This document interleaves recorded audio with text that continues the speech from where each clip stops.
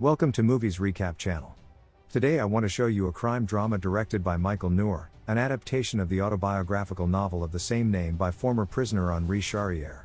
This is a remake of the original film made in 1973. Don't forget to subscribe to the channel and enjoy watching. A young Frenchman named Henri Charrière, Charlie Hunnam, is known in criminal circles as Papillon. He trades in the theft of jewelry and has gained fame as a professional in the thieves' business. Dreaming of a carefree life with his beloved, a working dancer, Henri takes a dangerous step. He hides part of the stolen from his boss. For the latter, this does not go unnoticed.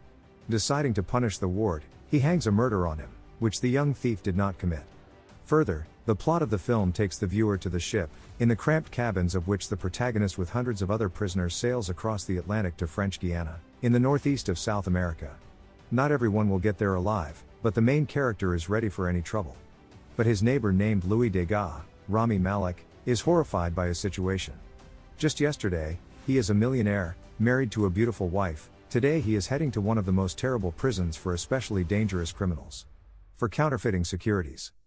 Henri realizes that an acquaintance with an influential person is too valuable in his position to miss, and offers Louis protection in exchange for his financial opportunities. Even at the end of the world, in a prison where it is almost impossible to escape, money has the same value as in the civilized world. That evening Degas is awakened as two convicts murder a prisoner sleeping next to him in order to cut open his stomach and steal the money he had swallowed. Louis agrees, and thus acquire a reliable bodyguard.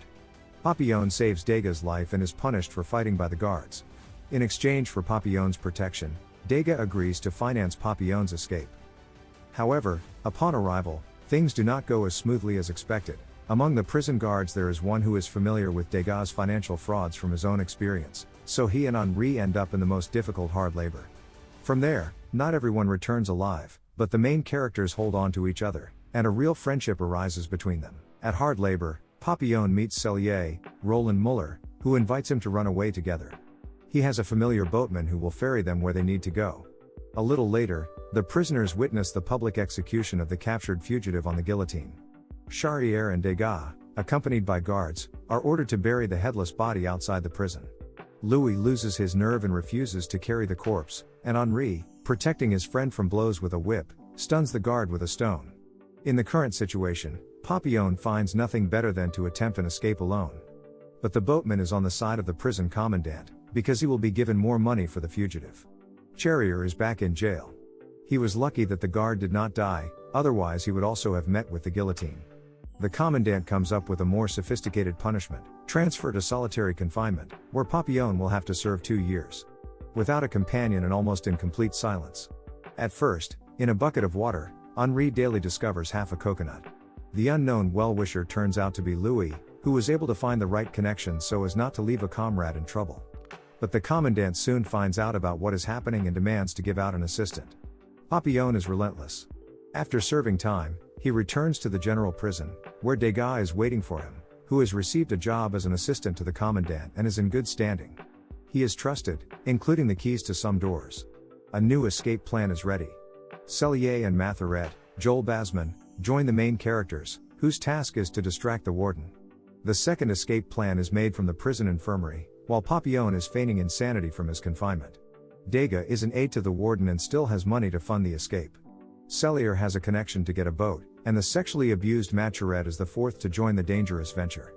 Degas drugs the guards using pills meant to sedate a supposedly insane Papillon, and the three others escape over the walls to the jungle, with Degas injuring his leg in the process, to reach a boat Degas paid for. As a storm approaches, it is clear they will not all survive in the small leaky boat. Cellier wants to kill the injured Degas, but Papillon defends Degas, who stabs and kills Cellier as he fights with Papillon. Only 3 make it to the coast of Colombia. Freedom. But no, the nuns who accepted the newly minted seafarers in their settlement are on the side of the law, and it seems that this is not the first time they have brought the fugitives to justice. Mathuret dies in a skirmish with the police, Papillon is again in solitary confinement, and Louis' fate is unknown to him. Ahead of 5 years of loneliness and, most importantly, do not go crazy. Exhausted and gray-haired over the years, Henri is met by the commandant. He does not understand where Papillon has such a will to live. The main character is transferred to Devil's Island. This is a terrible prison where the prisoners are left to themselves, because it is impossible to escape. There is only the ocean around, and many meters from the cliff down to the water. Here Papillon meets an old friend who has been waiting for him for many years.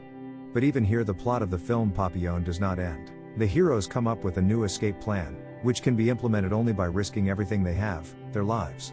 Everything is ready, but at the last moment Louis refuses, realizing that together, jumping from a cliff and on a makeshift raft of branches and coconuts, it will be impossible to reach the mainland. Alone, Papillon must cope. The agony of choice and a difficult parting are not in vain.